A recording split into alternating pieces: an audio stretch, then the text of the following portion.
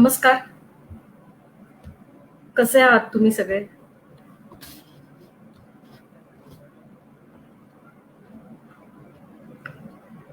कोरोनाचे हे सगळे निर्बंध, लॉकडाऊन हे सगळं बघता तुम्ही सगळे घरात असाल, सुरक्षित असाल अशी अपेक्षा व्यक्त करते.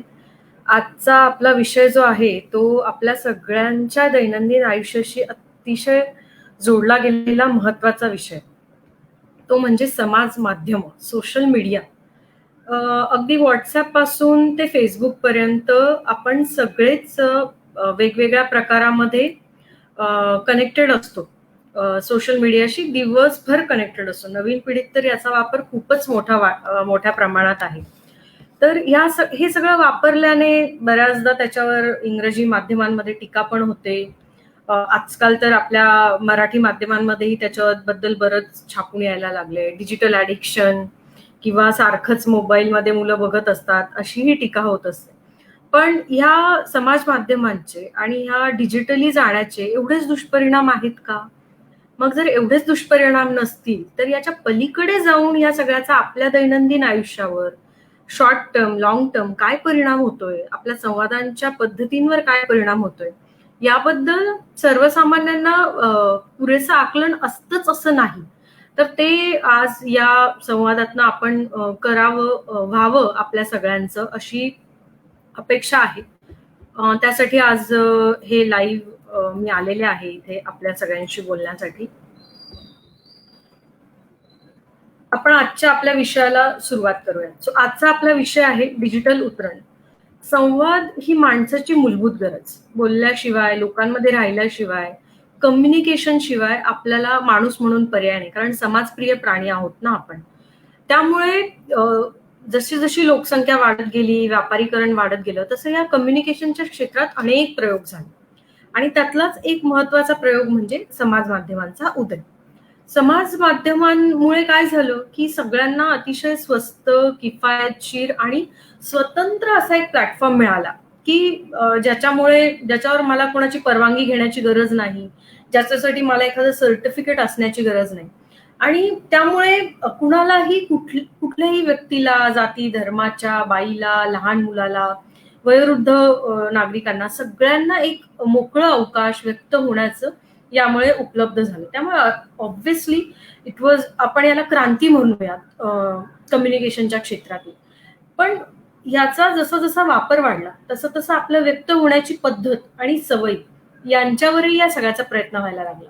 मग हे सगळं मी मगाशी उल्लेख केला तसं याच्याबद्दल वेगवेगळ्या प्लॅटफॉर्मवर बोललं जातच आहे. मग हे सगळं तिथेच थांबतं का? या व्यक्त होण्याचा आपल्या आयुष्यावर काय परिणाम होतोय हे थोडं आपण समजून घ्यायला पाहिजे. ही जी समाज माध्यमं आहेत हे शेवटी एक डिजिटल प्रॉडक्ट आहे. आणि हे प्रॉडक्ट डिझाईन करताना मग त्याचे काही फीचर्स असतात, तांत्रिक काही गोष्टी असतात. त्या पण आजच्या लाईव्ह मधनं मी तुमच्या समोर मांडणार आहे. कुठलंही प्रॉडक्ट जेव्हा आपण वापरत असतो तेव्हा त्याच्या वेगवेगळ्या फीचर्सचा आपण लाभ घेत असतो. म्हणजे आता तुम्ही घड्याळ घालतात, वॉटरप्रूफ असतं, स्क्रॅच प्रूफ काच असते.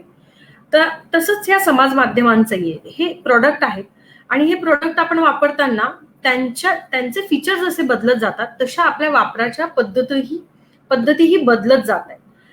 मग आता तुम्ही म्हणाल की उदाहरण काय याचं? तर उदाहरणार्थ आपण व्हॉट्सअप वापरायला सुरुवात केली. व्हॉट्सअपचा सुरुवातीचा उपयोग हा फक्त एकमेकांशी बोलणे, अनलिमिटेड बोलणे आणि मग पुढे जाऊन एकमेकांना इमेजेस पाठवणे. मग त्यानंतर व्हॉट्सअपचं स्टेटस हे फीचर लॉन्च झालं.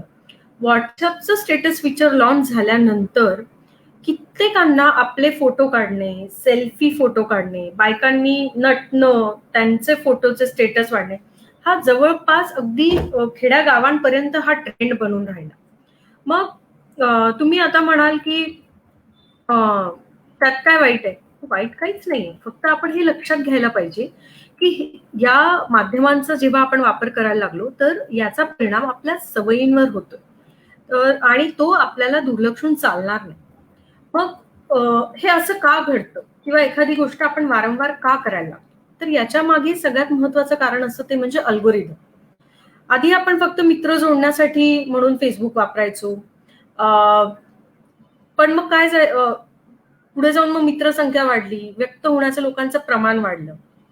मग यामुळे काहींनी फॅन पेजेस तयार केले, मग पुढे जाऊन फेसबुकचं ग्रुप सारखं फीचर आलं की ज्याच्यात एका विचाराचे किंवा एका आवडीचे लोक तुम्ही एकत्र येऊन चर्चा करू शकता. त्यामुळे आपल्याला आपल्या प्रोफाईल मधून जो काही सरसकट रीच मिळत होता सुरुवातीच्या काळात फेसबुकमधून, तो नंतरच्या काळात कमी करण्यात आला आणि ह्या ग्रुप पद्धतीला प्राधान्य देण्यात आलं. कारण ते ऑफकोर्स ते व्यवसाय करत आहे फेसबुक, त्यांच्या व्यावसायिक गणितांमध्ये जसं ग्रुप महत्वाचं बनलं तसं त्यांनी याच्यामध्ये बदल घडवून आणले. मग ग्रुपमधल्या पोस्ट किंवा ग्रुपमधल्या डिस्कशनचा रीच फेसबुककडनं वाढवण्यात आला. त्याचा परिणाम असा झाला की साहजिकच लोकांनी ग्रुपमध्ये व्यक्त करणं वाढवलं, कारण तिथे त्यांना शेवटी काय असतं, आपल्याला जिथे जास्त रिस्पॉन्स मिळतो तिथे आपण जास्त व्यक्त होतो. सो अशा पद्धतीने कळत नकळतपणे हे तंत्रज्ञान आपलं व्यक्त होणं कंट्रोल करते. या फेसबुक ग्रुपचा त्याचा अजून एक महत्वाचा भाग असा आहे की याच्यातनं काही व्यावसायिक गट तयार झाले. म्हणजे छोटे व्यावसायिक असतील त्यांचा एकत्र गट झाला, खाण्याची फिरण्याची आवड असणाऱ्या लोकांचा एकत्र गट झाला. ग्रुपमधून जोडल्या जाणाऱ्या व्यावसायिकांना थेट सर्व्हिस देणारं हे खरं तर टूल आहे, ज्याच्यामध्ये घरगुती घरातनं वस्तू बनवणाऱ्या बायकांना उलट इथे त्यांच्या वस्तू मांडता येत आहेत, बोलता येत आहे. त्यामुळे त्यांना विक्रीसाठीचा एक प्लॅटफॉर्म पण फेसबुक मार्केट प्लेस मधनं उपलब्ध झालेला आहे. ही ह्या सर्व फीचरची पॉझिटिव्ह बाजू. पण याच्या दुसऱ्या बाजूला काय होतंय की ह्या तुम्हाला चांगलं तंत्रज्ञान समजतंय का, तुम्हाला ग्रुप चांगल्या पद्धतीने वापरता येतोय का, तुमच्या ग्रुपचे सदस्य जास्त आहेत का, मग ठराविक लोकांची इथे मक्तेदारी वाढत जाते. आणि जेव्हा अशी मोनोपॉली वाढायला लागते तेव्हा नकळत ज्यांची याच्यात गती कमी असते, उदाहरणार्थ शहराच्या विरुद्ध ग्रामीण भाग की जिथे स्मार्टफोन नाहीये, वायफाय नाहीये किंवा तंत्रज्ञानाबद्दलचं पुरेसं ज्ञान नाहीये, अशा ठिकाणी अनेक नागरिक या गोष्टींपासून वंचित राहतात. सो एक प्रकारचं हे डिजिटल डिस्क्रिमिनेशन आपण करतोय असं इथे म्हणायला वाव राहतो. यात समाज माध्यमांमधली अजून एक दुसरी बाजू आपण समजून घ्यायला पाहिजे की इथे आपण कुठल्याही अशा प्लॅटफॉर्मवर आपण जाताना आपण एक डेटा सेट बनतो. मग डेटा हा शब्द तर आजकाल अगदी राजकारणापासून समाजकारणापर्यंत, अलीकडे अगदी लसीकरणापर्यंत आपण सगळेच जण सतत आपल्या कानावर तो शब्द पडतो. पण डेटा म्हणजे काय? डेटा मग तुम्ही म्हणाल की माझं नाव, माझा मोबाईल नंबर किंवा माझा ईमेल आयडी, याच्या पलीकडे आणि काय डेटा असतो?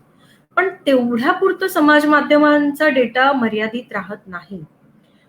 आपण जेव्हा एखादं ऍप डाउनलोड करतो त्या क्षणी आपण त्या ऍपसाठी किंवा त्या सर्व्हिससाठीचा डेटा सेट बनलेला असतो. मग मग तिथे आपलं लोकेशन टॅप होतं. काही प्लॅटफॉर्ममध्ये ऑडिओ सुद्धा तुमचा ते ऐकू शकतात. अशा सेटिंग्ज असतात. अलीकडे त्यांच्याबद्दल थोडी जागरूकता होऊन ते व्हिज्युअल आपल्याला ऑफ कसं करता येईल याबद्दलही बरीच जागरूकता झाली आहे. काही लोक ते फीचर्स डिॲक्टिव्हेट करून घेतात. पण आपण हे डेटा म्हणून यांच्याकडनं वापरलं जातोय याची जाणीव सर्वसामान्यांना असणं यावेळेस या ठिकाणी मला खूप महत्वाचं वाटतं. आपण एखाद्या समाज माध्यम उदाहरणार्थ फेसबुक किंवा व्हॉट्सअपवर त्याचा आपण वापर करायला सुरुवात करतो. मग आपलं तिथे एक अकाउंट तयार होतं, एक प्रोफाईल तयार होतं आणि मग ईमेल आयडी, तुमचं नाव, तुमचं लोकेशन, त्याच्यानंतर या तर गोष्टी बाय डिफॉल्ट आल्या. मग त्यानंतर तुम्ही काय सर्फ करता, तुम्ही एखादी गोष्ट वारंवार बघता का, तुम्ही कुठले व्हिडिओ जास्त बघता, कुठले व्हिडिओ तुम्ही अजिबातच बघत नाही, तुम्ही कुठल्या व्यक्तीचे पोस्ट जास्त लाईक करता, कुणाच्या पोस्ट तुम्ही अजिबातच लाईक करत नाही, अशा वेगवेगळ्या प्रकारचे तुमचे इंटरॅक्शन ही माध्यमं रेकॉर्ड करत असतात. याचा परिणाम असा होतो की अर्थात त्यांच्यासाठीचं हे व्यावसायिक गणित आहे. तुमच्या या सगळ्या सवयी, तुमचे इंटरॅक्शन टॅप करून त्याच्यातनं रेव्हेन्यू कमवणं हे त्यांचं रेव्हेन्यू मॉडेल आहे या सर्व प्लॅटफॉर्मचं. याबद्दल सर्वसामान्य नागरिकांमध्ये एवढी जागरूकता नसते. मग आता तुम्ही म्हणाल की मग हे व्यापारीकरण आणि हे बाजारीकरण म्हणजे नेमकं काय? तर इथे आपण एखादं उदाहरण घेऊया. उदाहरणार्थ तुम्ही घरातनं निघून तुमच्या नोकरीच्या ठिकाणी रोज 8 किलोमीटर प्रवास करून जाता.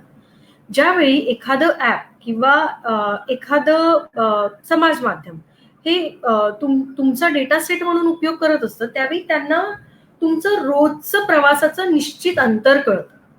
मग तुम्ही उबरनं जात असाल, तर तेही त्यांना समजतं. मग तुम्हाला एखाद्या गोष्टीचा ग्राहक बनवणं किंवा तुमची ग्राहक असण्याची सवय बदलणं, अशा प्रकारची डेटा किंवा अशा प्रकारची माहिती मिळवून ते करणं त्यांना सोपं जातं. मग उदाहरणार्थ तुमच्या 8 तासाच्या प्रवासात तुम्ही गाणी ऐकता, किती वेळा तुम्ही Facebook बघता, तुम्ही प्रवासासाठीचं कुठलं माध्यम वापरता. या सर्व गोष्टी वापरून तुम्हाला वेगवेगळ्या प्रॉडक्ट्सच्या जाहिराती दाखवण्याचं तंत्र या माध्यमांकडनं वापरलं जातं. मग हे ते कसं करतात?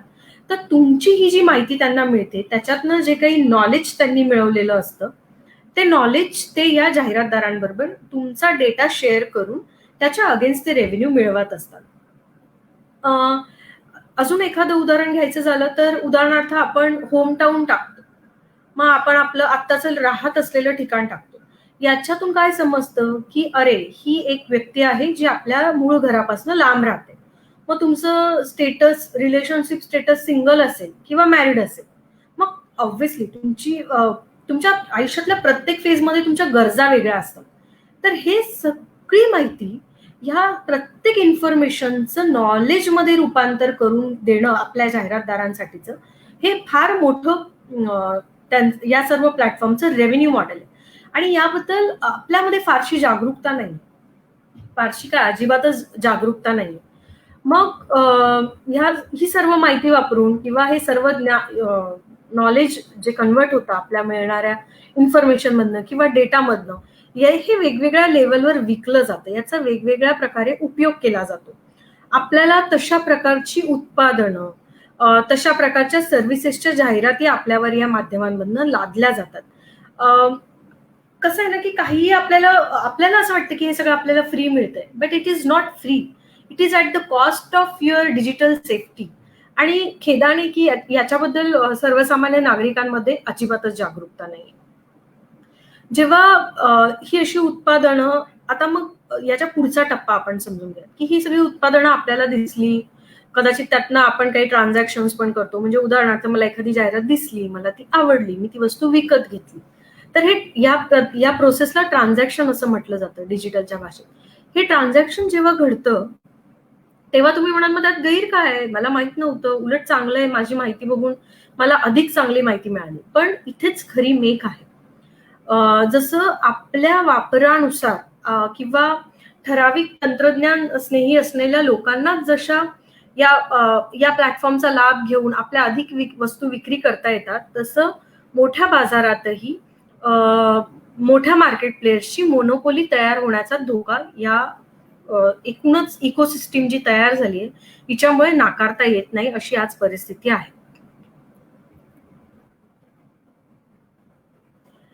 डिजिटल माध्यमांवर व्यक्तीच्या प्रोफाईलनुसार त्याला जाहिराती किंवा उत्पादनं किंवा त्यांची माहिती असलेले पेजेस किंवा ग्रुप्स दिसतात. अशा प्रकारे थेट डेटा किंवा मिळालेल्या डेटाचं आकलन, ज्याला आपण इंटरप्रिटेशन असं म्हणतो, ती कलेक्टिव्ह इंटेलिजन्स शेअर करून या प्लॅटफॉर्मचा व्यवसाय होतो. या कलेक्टिव्ह इंटेलिजन्सवर एक खूप मोठी जागतिक बाजारपेठेची गणितं अवलंबून आहेत आणि ती आखली जात आहेत. याबद्दल आपण सर्वजण आता अनभिज्ञ आहोत. अशा प्रकारे ही सर्व साखळी मात्र आपल्यासारख्या नागरिकांच्या, ग्राहकांच्या डेटावर अवलंबून आहे आणि आपल्यालाच त्याच्याबद्दल अवेअरनेस नाहीये सर्वसामान्यांमध्ये. जेव्हा सगळं जग डिजिटल होतंय, त्यामुळे आपलं आयुष्य डिजिटल होणारच नाही अशी कल्पना, म्हणजे I think that will be an exaggeration, अशी आपण अपेक्षाही करू शकत नाही. मग हे सगळं जेव्हा आपण डिजिटल जात आहोत, आपलं आयुष्य आता डिजिटल होतंय, अशा वेळी हे सगळं समजून घेणं का महत्वाचं आहे आणि याचा काय परिणाम होणार आहे? तर एक म्हणजे हे डिजिटल या सर्व प्रकारामध्ये जो नाहिरे वर्ग आहे, की ज्याला अजिबातच तंत्रज्ञानाचा किंवा या सर्व टेक्नॉलॉजीचा ऍक्सेस नाहीये, ज्यांना अवेअरनेस नाही, ते ह्या प्रोसेसमधनं पूर्णपणे बाहेर पडतात. हे झालं ग्राहकाचं किंवा तुमच्या माझ्यासारख्या नागरिकांचं. पण हेच छोट्या व्यावसायिकांच्या बाबतीत पण हळूहळू व्हायला लागले. ई कॉमर्स एकीकडे वाढतंय, त्याच्यात अमेझॉन, फ्लिपकार्ट सारखे जायंट्स आपल्या देशामध्ये आज सक्रिय आहेत. एकीकडे स्विगी, झोमॅटो सारख्या लॉजिस्टिक सर्व्हिसेस त्यांची पायामुळं आपल्या भारत ही खूप मोठी बाजारपेठ आहे जगासाठी आणि त्यामुळे या सगळ्यांचं लक्ष भारतावर आहे. परिणाम काय होतो, की जे छोटे व्यापारी आहेत, छोटे व्यावसायिक आहेत, यांच्या उत्पन्नावर येत्या काळात या सगळ्याचा परिणाम होणार आहे. त्यामुळे those who can afford to handle or control Facebook or Google, they can only do business. त्याच्यामुळे ठराविकच व्यावसायिक गटांची मक्तेदारी या सर्व डिजिटल जगात होणार आहे आणि जसा ग्राहकांचा एक नाहिरे वर्ग याच्यातनं पूर्ण बाहेर होणार आहे, तसाच व्यावसायिकांचा पण एक खूप मोठा वर्ग याच्यातनं बाजूला होणार आहे. आता हे झालं की व्यावसायिक गणितांचं. पण खेदाने या सगळ्याचा परिणाम आपल्या सामाजिक आणि राजकीय आयुष्यावर पण हळूहळू व्हायला लागलाय. हळूहळू काय, याच्या आधीही खूप वेळा ते झालंय आणि असं म्हणलं तर वावगं ठरणार नाही की या सगळ्याचा परिणाम होऊन आपण एका डिजिटल हिंसेच्या दिशेने आपला प्रवास खेदाने सामाजिक पातळीवर या सर्वांमुळे सुरू झालाय. मग आता ही प्रोसेस आपण समजून घेऊयात पुढच्या सेशनमध्ये. जेव्हा सगळं जग डिजिटल होतंय यावेळी सगळीकडनं डेटा गोळा केला जातोय, आपले इंटरॅक्शन ट्रॅप केले जात आहेत. इंटरॅक्शन हे स्टॅटिक मूल्य झालं, याच्या पलीकडे जाऊन आपल्या इमोशन्सचं पण मॅपिंग केलं जातं की जे आपल्या सामाजिक सुरक्षिततेसाठी जास्त हिताचं आहे. आणि आता इमोशनल मॅपिंग बद्दल आपण थोडंसं बोलूयात. त्याच्या आधी मी तुम्हाला एक उदाहरण सांगते की परत एक व्यवसायाचंच उदाहरण सांगते आणि मग त्यानंतर आपण इमोशनल मॅपिंगकडे बघूयात की फेसबुक किंवा कुठल्याही अशा कंपनीसाठी खरं म्हणजे आताही आपण फेसबुकवरूनच संवाद साधतोय, पण या सर्व कंपन्यांसाठी प्लॅटफॉर्म मधनं आपल्याला ग्राहक म्हणून 0 कॉस्टवर एंगेज केल्यानंतर त्यांना नफा कमवायचा आहे. मग उदाहरणार्थ मी जसं तुम्हाला मगाशी फ्लिपकार्ट आणि ई कॉमर्सचं उदाहरण दिलं, आणि याच्या आधी आपण प्रवासाचं उदाहरण केलं की जर तुमचं डेली तुम्ही प्रवास करणारे ग्राहक असाल तर आता उदाहरणार्थ 2 प्लॅटफॉर्म आहेत तुमच्याकडे, ओला आणि उबर. यातलं उदाहरणार्थ, ही नावं फक्त आपण उदाहरण दाखल घेतोय. जर फेसबुक आणि उबर यांचं एकमेकांची संगनमत असेल तर फेसबुक तुम्हाला कधीही ओला वापरण्यासाठी एनकरेज करणार नाही. मग तुमचे सर्व इंटरॅक्शन तुम्हाला जाहिराती दिसणं हे फक्त एक भाग झाला, पण मग तुम्हाला येणारे रिव्ह्यूज असतात किंवा तुमच्या मित्रमैत्रिणींपैकी काही लोक व्यक्त होत असतील एखाद्या विषयावर, तर त्यातलं फक्त जे त्यांच्या हिताचं आहे, नफ्याचं आहे, तेच फक्त तुम्हाला सातत्याने दिसत राहतं. आणि जसं आपण व्हॉट्सअप स्टेटसच्या बाबतीत बोललो की सातत्याने सर्वजण स्टेटस टाकतायत, ते छान दिसतं, त्यामुळे आपण नकळत आपल्यालाही मोह होतो ते अपडेट करण्याचा. त्याच्यासाठी मग आपण फोटो काढण्याची एक सवय अनेकांना अलीकडे लागलेली आहे. तर अशा या सर्व व्यवस्थेमध्ये आपण ठराविकच सर्व्हिसेसकडे, प्रोडक्ट्सकडे आपल्याला रूट केलं जातंय आणि असं म्हटलं तर गैर ठरणार नाही की भांडवलशाहीचं हे डिजिटल स्वरूप आहे. आणि या भांडवलशाहीच्या डिजिटल स्वरूपामध्ये खेदाने एक गट नेहमीच वरचढ असेल आणि दुसरा गट हा नेहमीच नाहिरे बाजूला असणार आहे आर्थिक गणितांमध्ये. आता आपण थोडं याच्या सामाजिक बाजूकडे बोलणार आहोत.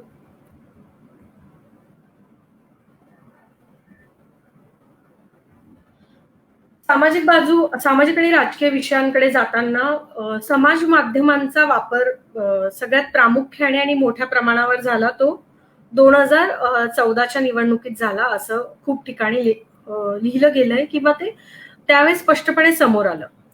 समाज माध्यम मग राजकीय नेत्यांनी नागरिकांशी थेट संवाद साधायचा असेल किंवा त्यांनी केलेलं काम लोकांसमोर मांडायचं असेल, त्यामुळे त्यांना ते सोयीचं वाटू लागलं.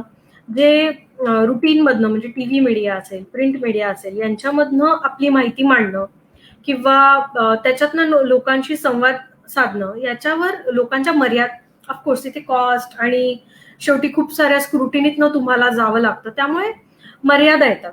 शिवाय तंत्रज्ञानाचा थेट उपयोग करायला मला मर्यादा असते, कारण तो प्लॅटफॉर्म मी ओन करत नाही. समाज माध्यमांनी ही सर्व बॅरियर्स काढून टाकले. मला माझं स्वतःचं हक्काचं एक पेज असेल किंवा एक ग्रुप असेल, असा प्लॅटफॉर्म मिळाला जिथे मी माझं काम मांडू शकतो. शिवाय फेसबुकने जे जाहिरातीचं तंत्रज्ञान अवगत करून दिले, त्यामुळे टार्गेटिंग मार्केटिंग करण्याचा पर्याय मला उपलब्ध झाला. त्याच्यासाठी मला तिसऱ्या संस्थेवर अवलंबून राहावं लागणार नाहीये.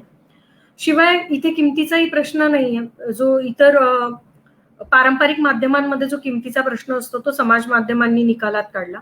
त्यामुळे राजकारण्यांचा समाज माध्यम वापरण्याकडचा कल वाढला.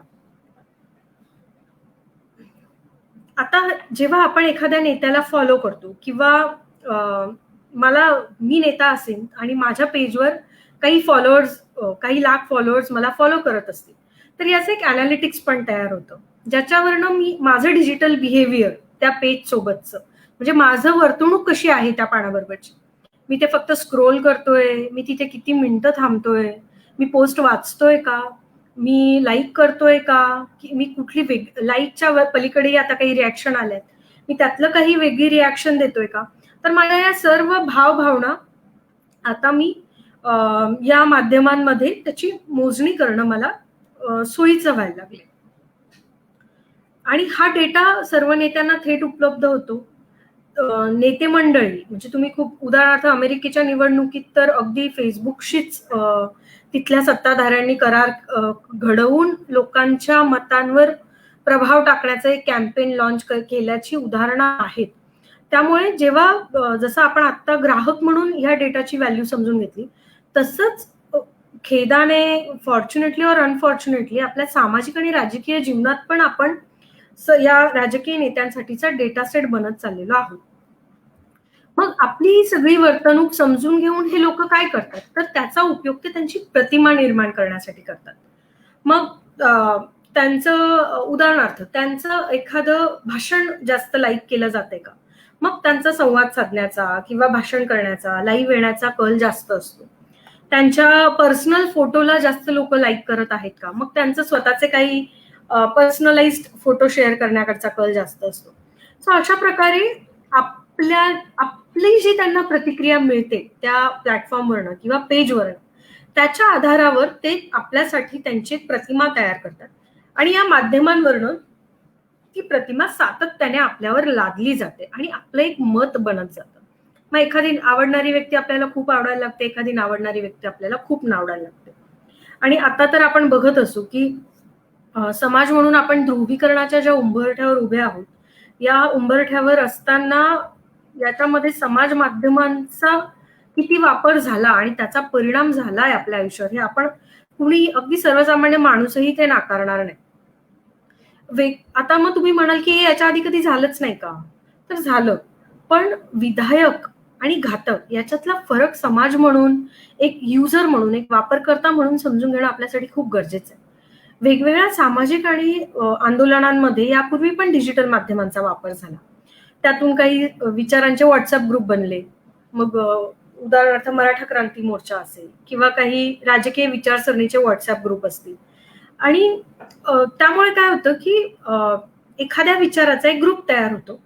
त्या ग्रुपवर आपण एखादी म्हणजे त्या विषयाची संबंधित एखादी बातमी टाकली किंवा एखादी माहिती टाकली की आपण मगाशीच बोललोय की ग्रुप हे फीचर आजकाल फेसबुक जास्त प्रपोगेट करतं. त्यामुळे ते पटापट व्हायरल व्हायला लागतं. आणि मग काय होतं की ही पुढची प्रोसेस खूप महत्वाची आहे. जेव्हा एखादी गोष्ट खूप आपल्या सर्वसामान्य भाषेत व्हायरल व्हायला लागते, तेव्हा इमोशनल लेवलवर ती भावना टोकदार व्हायला लागते. ही सगळ्यात जास्ती आपण समजून घ्यायला पाहिजे. मग काही ठराविक कीवर्ड्स जास्त स्प्रेड व्हायला लागतात आणि त्या कीवर्ड्स भोवतीची जी भावना असते ती अधिकाधिक टोकदार व्हायला लागते. आणि मग एकच एक भावना उमटायला लागते. म्हणजे काय, आय लव्ह इंडिया ही एक इंडिपेंडन्स डेच्या दिवशी समजा खूप लोक देशाबद्दलचं प्रेम व्यक्त करायला लागले, तर मग देशप्रेमाची भावना टोकदार व्हायला लागते आणि त्याचा ट्रेंड येतो. ट्रेंड आल्याने काय होतं की त्या इंटरॅक्शन वाढतं तुमचं त्या भावनांभोवतीचं, कारण शेवटी आपण सगळे वेगवेगळ्या टोकाने जोडले गेलेलो आहोत या माध्यमांवर. मग रीच वाढतो भावनेचा इंटरॅक्शन वाढल्यामुळे. आणि त्या एक सामूहिक भावना तयार होते. बरी वाईट ह्या विषयात आपण नंतर जाऊया. पण एका गटाला एकच एक जी वाटणारी भावना आहे ती जास्त द्वेषाने, जास्त टोकदारपणे या प्लॅटफॉर्मवर उमटायला लागते. मग कधी कधी दुर्दैवाने जे आजकाल खूप फ्रिक्वेंटली व्हायला लागले की विशिष्ट विचारांच्या एखाद्या कंपूतून विरोधाचं रूपांतर द्वेषात व्हायलाही सुरुवात होते. आणि आपल्या त्या द्वेषाचंही रीच आणि इंटरॅक्शन, कारण आकडा मोठा असतो, क्वांटिटी मोठ्या असल्यामुळे क्वालिटेटिव्हली तर तुम्ही प्रेम वाढवत आहात की द्वेष वाढवत आहात हे त्या अल्गोरिदमला आणि तंत्रज्ञानाला कळत नाही. त्यामुळे खूपदा एखाद्याच्या विरोधातली किंवा एखाद्या समूहाबद्दलची, गटाबद्दलची द्वेषाचीही भावना टोकदार करण्याचं, तिचा रीच वाढवण्याचं काम हे अल्गोरिदमकडनं केलं जातं. मग विरोधातल्या मी एक भावना मांडल्यानंतर माझ्या विरोधातली पण एक भावना तिथे येते आणि मग आपल्या भावनांमधला हा जो द्वंद्व आहे हे आता इतक्या टोकाला गेलंय की एकमेकांना ऑनलाईन शिवीगाळ करणं, डिजिटली एकमेकांना ट्रोल करणं, एकमेकांचा डिजिटली द्वेष करणं, हे डिजिटल दंगल नाही तर काय. पूर्वी दंगल म्हणजे काय असतं, एखाद्या समूहाने दुसऱ्या समूहाची केलेली आर्थिक हानी समाज माध्यमांवर एक समूहात दुसऱ्या समूहाची मानसिक शांती भंग करण्याचं काम करत असतं. त्यामुळे मी तर म्हणजे कदाचित धाडसी वाटेल हे खूप लोकांना, पण मला वाटतं की हे डिजिटल दंगलींच्या दिशेने आपण आता जायला लागलेलो आहोत. आणि मग पुन्हा आपण त्याच मुद्द्याकडे येतो की हे सगळं का होतं. आणि याचं सगळ्यात महत्वाचं कारण की जे आपण ग्राहक म्हणूनही समजून घेतलंय आणि आता एक सर्वसामान्य युजर म्हणून पण आपण समजून घेणं महत्वाचं आहे की आपण एक डेटा सेट आहोत. डिजिटल प्लॅटफॉर्मवर आपण आपल्याला असं वाटतं की अरे मी तर बोलतोय, माझ्या मित्रांशी बोलतोय, काय तरी सांगतायत डेटा सेट वगैरे. पण आपण डेटा सेट आहोत. स्क्रीनवर, मोबाईलच्या स्क्रीनवर आपल्या हालचाली, आपल्या आवडीनिवडी, आपण एखाद्या गोष्टींचा करत असलेला व्यावसायिक वापर. तुम्ही बघा मोबाईलमध्ये आपले खूप सारे ॲप्स हे इंटिग्रेटेड असतात. खूप साऱ्या ठिकाणी आपण Facebook वापरून लॉग इन करत असतो. त्यामुळे हा सर्व डेटा या प्लॅटफॉर्म्समध्ये एकमेकांशी क्रॉस शेअर होत असतो. आणि त्यामुळे आपण आपला व्यावसायिक वापर कसा आहे या प्लॅटफॉर्मचा हे सर्व काही ट्रॅक केलं जातंय. मग ग्राहक म्हणून हे सगळं वापरून आपल्या ग्राहकाच्या म्हणजे कन्झ्युमर बिहेवियरला दिशा दिली जाते. भावनांच्या बाबतीत म्हणाल, सामाजिक राजकीय बाबतीत म्हणाल तर डिजिटल द्वेष पसरवणं ही एक बाजू आहे. दुसरं आपल्या समोर एखादी प्रतिमा तयार करणं, म्हणजे फक्त राजकीय नेत्याची नसते. एखाद्या सामाजिक प्रतिमेची ही प्रतिमा आपल्यासमोर तयार केली जाते एखादी गोष्ट वारंवार दाखवून. उदाहरणार्थ बंगालच्या निवडणुकीनंतर जो हिंसाचार झाला किंवा तशा बातम्या आल्या हिंसाचाराच्या, त्या बातम्या सातत्याने त्याचे दुखावणारी व्हिडिओज दाखवले गेल्यामुळे एका मोठ्या समूहाबद्दल दुसऱ्या एका मोठ्या समूहामध्ये रागाची, द्वेषाची भावना निर्माण झाली आणि ती म्हणजे आज आपण महाराष्ट्र होतो, पण तरी सुद्धा महाराष्ट्रातल्या लोकांनी ती व्यक्त केली. आणि डिजिटल मधलं हे सगळ्यात महत्वाचं आहे आपण समजून घेणं की सीमारेषाच संपली. अमेरिकेतल्या एखाद्या गोष्टीवर आज इथे पुण्यात बसून मला बरं वाईट वाटू शकतं, मी त्याच्यावर व्यक्त होतो. तिकडे जे काही घडतंय किंवा माझ्यापर्यंत जे या माध्यमातून येऊन पोचतंय त्याचा माझ्या वागण्यावर, माझ्या विचारांवर परिणाम होतोय. आणि या सर्व गोष्टींचा वापर करून हळूहळू माझं परसेप्शन बनवण्याच्या दिशेने ही समाज माध्यमं आता निघाली आहे. हे तंत्रज्ञान कसं आहे अल्गोरिदमचं की यांना जेवढी तुमची जास्त माहिती मिळेल, जेवढा हा अल्गोरिदम ट्रेन होईल तेवढं त्याचं काम तो अचूक करत जातो. जेवढा जास्त डेटा, जेवढी जास्त माहिती, तेवढं जास्त नॉलेज. त्यामुळे हे अल्गोरिदम येत्या काळामध्ये अजून सक्षम होत जाणार आहे. अजून जास्त आपल्या भावभावनांना टोकदार करत जाणार आहे आणि आपल्या कन्झ्युमर बिहेवियरला दिशा देत जाणार आहे. त्याचं कन्झ्युमर बिहेवियरचं अजून एक उदाहरण आपण घेऊया. एक म्हणजे चिनी उत्पादनं आणि आत्मनिर्भर चळवळ. चायना बरोबरच्या आपल्या आंतरराष्ट्रीय वादांनंतर चीन उत्पादनावर आपण बंदी घालावी अशी सरकारी सूचना आल्यानंतर भारतामध्ये ते आत्मनिर्भरता आणि देशप्रेमाचं एक नॅशनलिझमचं एक वेगळंच वारं आलं. आणि त्याच दरम्यान ट्विटर आणि कू ह्या 2 प्लॅटफॉर्ममध्ये एक द्वंद्व सुरू झालं. आणि मग तुम्ही आता ट्विटर वापरू नका कारण ते एका परदेशी कंपनी आहे आणि कू कसं हे एका भारतीय उद्योजकाने बनवलेलं ऍप आहे, विद्यार्थ्यांनी बनवलेलं ऍप आहे आणि तुम्ही कू वापरलं पाहिजे असा एक प्रचार सुरू झाला. मग अनेकांनी ट्विटर ट्विट करावं का आणि मी आता कू वापरावं का असा विचारही सुरू केला. तुम्ही ट्विटर वापरा, तुम्ही कू वापरा किंवा तुम्ही कुठलाही डिजिटल प्लॅटफॉर्म वापरा. पण हे तुम्ही कायम लक्षात ठेवा, की इथे नफ्या तोट्याचा हा व्यवहार आहे. मग ते भारतीय ॲप असो किंवा परदेशातलं ॲप असो.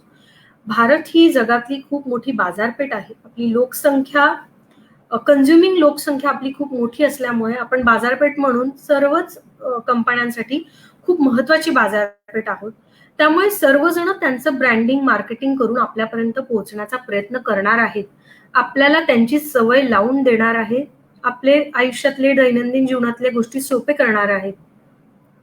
आपल्याला त्याची सवय लावून देणार आहेत त्यामुळे. त्यामुळे हे सगळं होणारच आहे. काही गोष्टी न टाळता येण्यासारख्या आहेत.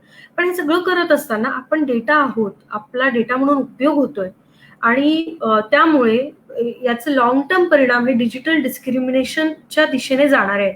हे आपण विसरून चालणार नाही. मग आता हे सगळं टाळायचं असेल तर आपण काय केलं पाहिजे असा प्रश्न सगळ्यांनाच पडतोच. स्वाभाविक आहे. तर याचं 2 पातळींवर उत्तर देऊन आपण सेशन आपला कन्क्लूड करण्याकडे नेऊया. तर समाज माध्यमांना जर हे सगळं मोनोपॉली थांबवायची असेल, सर्वांना समान संधी मिळवून द्यायची असेल, शेवटी आपण लोकशाहीत राहतो. तर 2 पद्धतीने आपल्याला ह्या गोष्टींकडे टॅकल केलं गेलं पाहिजे. एक म्हणजे धोरणात्मक बदल, की जे सरकारी पातळीवर काही पॉलिसीज आणून, काही नियम आपला युजर्सच्या माहितीचा, डेटाचा उपयोग हे प्लॅटफॉर्म कसे करणार आहेत, याबद्दल अधिकाधिक टोकदार नियम करून ट्रान्सपरन्सी आणून या पद्धतीनं आळा आणणं किंवा मर्यादित करणं हा एक भाग झाला. आणि दुसरं म्हणजे अर्थातच मी युजर म्हणून सजग असणं, जागरूक असणं, मी या माध्यमांचा करत असलेला वापर जागरूकपणे करणं, माझ्यापर्यंत आलेल्या माहितीची शहानिशा न करता मी कॅरीड अवे होणं, या सर्व गोष्टी आपण टाळल्या पाहिजे युजर म्हणून. तर येत्या काळामध्ये आपल्याला यांचा जो काही राजकीय, सामाजिक हानी आहे ती पूर्णपणे तर नष्ट करता येणं शक्य नाही, पण किमान ती कमी करता येईल असं मला वाटतं. मग ह्या सर्व गोष्टींचा परिणाम व्यक्ती म्हणून कमी करायचा असेल तर मग तुम्ही म्हणाल की काय नेमकं मी केलं पाहिजे. तर आधी आपण व्यक्ती म्हणून काय करायचं त्याच्या स्टेप्स समजून घेऊया. एक म्हणजे रिॲक्ट होणं आपण टाळलं पाहिजे. तातडीने काही जाणीव माहिती न समजून घेता अर्धवट माहिती आपल्यापर्यंत आलेली असते. 10च सेकंदांची क्लिप बघून आपण एखाद्या गोष्टीवर मत बनवत असतो. आपल्याकडे आलेला व्हिडिओ जुना आहे का नवा आपल्याला माहित नसतो, पण आपण शिवीगाळ, राग व्यक्त करून त्याबद्दल अजून एक द्वेषाची भावना आपल्या समाज माध्यमावरती शेअर करून असेल किंवा त्या पोस्टवर रिॲक्ट करून असून ऍड करतो. हे आपण तातडीने टाळलं पाहिजे. तुमच्यापर्यंत आलेली माहिती तुम्ही शहानिशा करा. रिॲक्ट करणं टाळा. द्वेष पसरवणं टाळा. संवादासाठीची माध्यमं आहेत ही, वादासाठीची माध्यमं नाही आहेत.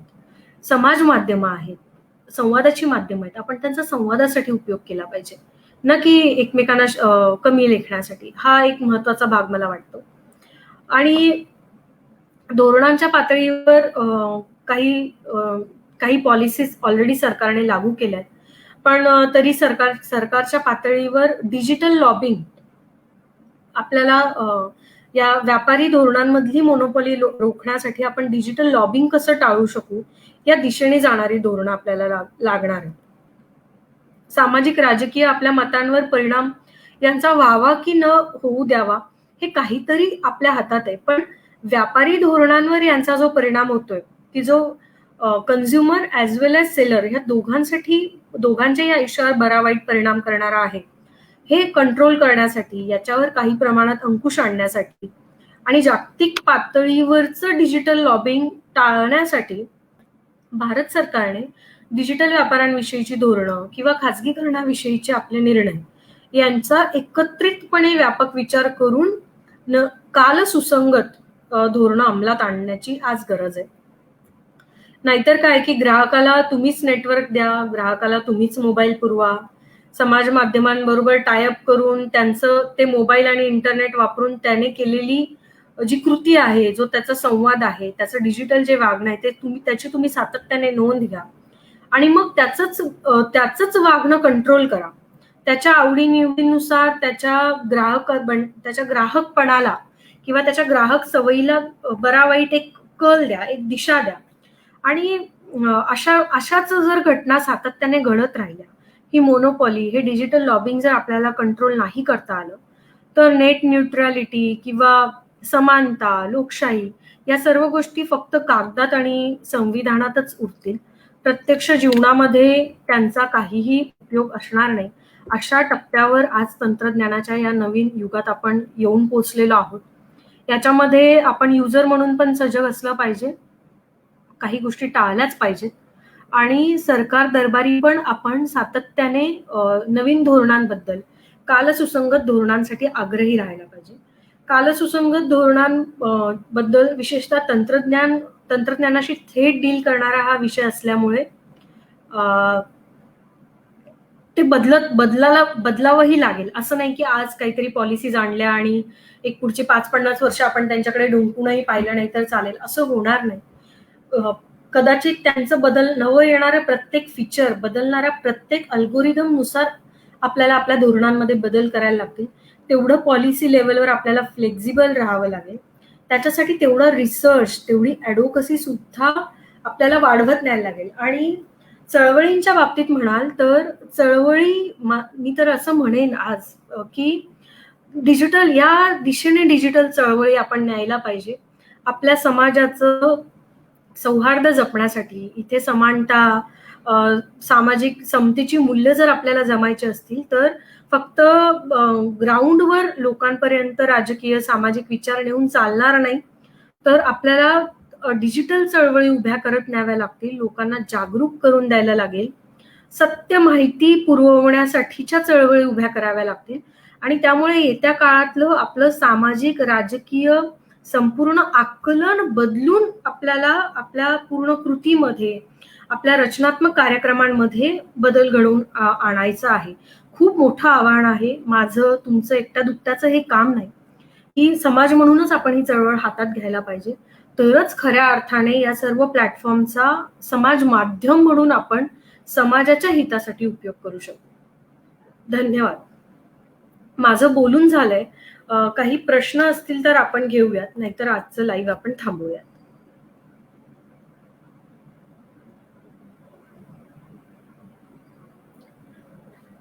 तुकाराम बोकरे यांचा प्रश्न आहे, डिस्ट्रक्टिव्हच्या तुलनेत कन्स्ट्रक्टिव्ह डिजिटल दंगली कमी होत आहेत. हे सर्व ठरवून होत आहे का आणि त्याचे आपण ओपन शिकार होत आहोत का? यातल्या काही गोष्टी मी बोलले लाईव्ह मध्ये आणि परत मी तो मुद्दा रिपीट करेन कारण खूप महत्वाचा प्रश्न आहे. डिस्ट्रक्टिव्ह किंवा कन्स्ट्रक्टिव्ह असं तंत्रज्ञानाला हे कळत नाही. त्याला फक्त एखादी भावना किंवा एखादी इमोशन, एखादा कीवर्ड हा ॲम्प्लिफाय होतोय. म्हणजे 10, 50, 100 लोक एकाच वेळी, एकाच विषयावर, एकाच भावनेने बोलतायत. की उदाहरणार्थ सुशांत सिंग जेव्हा त्याने आत्महत्या केली त्या अभिनेत्याने, त्यावेळी त्याच्या सर्व फॅन्सला वाईट वाटलं आणि ते एकाच भावनेने व्यक्त व्हायला लागले. त्या भावनेचा पुढे कोणी कसा वापर करून घेतला तो आपण सगळ्यांनी बघितला. पण ते जे व्यक्त होणं होतं ते कन्स्ट्रक्टिव्ह होतं की डिस्ट्रक्टिव्ह होतं हा तंत्रज्ञानाला हे कळत नाही. त्याला क्वांटिटी कळते आणि त्यामुळे तो क्वांटिटीने ते वाढवायला लागतो. आणि मग तुम्ही द्वेष पसरवला किंवा तुम्ही एखादी विरोधातलीच गोष्ट पसरवत राहिला तर तीच गोष्ट व्हायरल व्हायला जास्त सुरुवात होते. त्यामुळे डेफिनेटली आपल्याला कन्स्ट्रक्टिव्ह चळवळींवर, कन्स्ट्रक्टिव्ह मेसेजेस एकमेकांना देण्यावर जास्त भर असला पाहिजे आपला. कन्स्ट्रक्टिव्ह किंवा पॉझिटिव्ह असं म्हणण्यापेक्षा किंवा वास्तव तरी आपण मांडलं पाहिजे जे आहे ते. तसंच या सर्व माध्यमांचा अधिकाधिक लोकांना कसा उपयोग होईल, अधिकाधिक लोकांना याचा कसा ऍक्सेस मिळेल, म्हणजे वी वॉन्ट एक्सक्लूड मेजॉरिटी, तर तो पण एक महत्वाचा भाग आहे.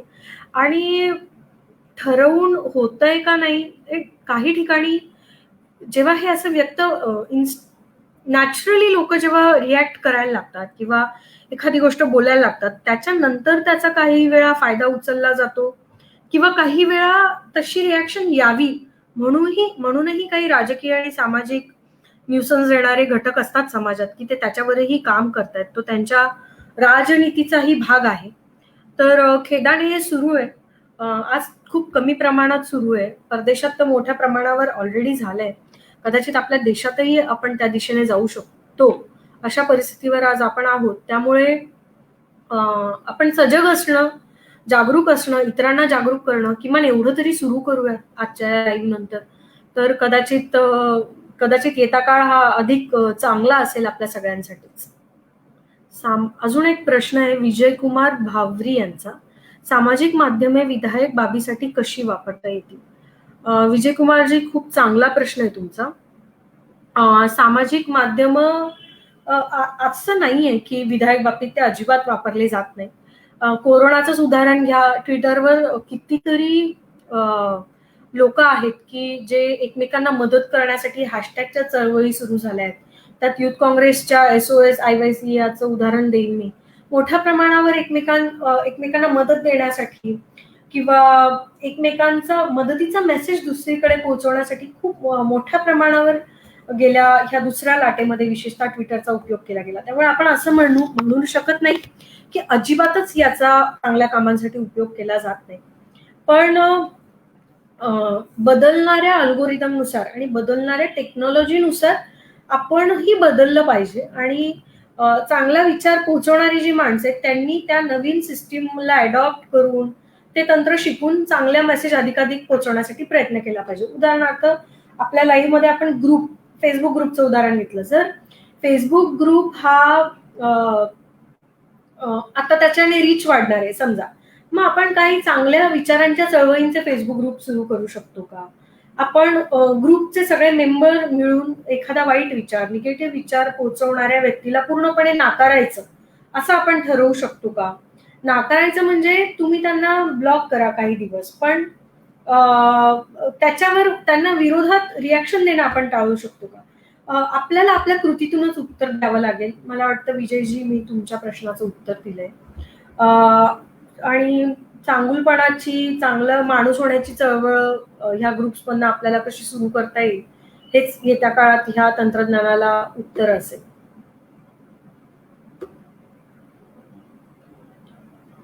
धन्यवाद. आतापर्यंत आलेले महत्वाचे प्रश्न संपलेत. बाकी राहुल अंधारेजी, शंकर निकम आहेत, मॅडी म्हणून एक आहे, तन्वीजी आहेत, तुकारामजी आहेत, भाऊसाहेब जाधव आहेत, अक्षय जोंधळे आहेत, पंकज देशमुख, सुजितजी शिंदे, बरेच लोकांनी कॉमेंट्स करून अप्रिशिएट केले. थँक्यू. हे लाईव्ह करण्यासाठी मला साई प्रसाद म्हणून सिंधुजन अकॅडमीच्या एका मित्राने मदत केली सगळं सेटअप लावून द्यायला. थँक्यू साई प्रसाद. सुजितजी शिंदे आणि गिरीशजी, तुम्ही मला इथे येऊन बोलण्याची संधी दिली त्याबद्दल तुमचं आणि सिंधुजन अकॅडमीचे मी आभार मानते आणि माझं आजचं निवेदन संपवते. धन्यवाद. थँक्यू. Good day.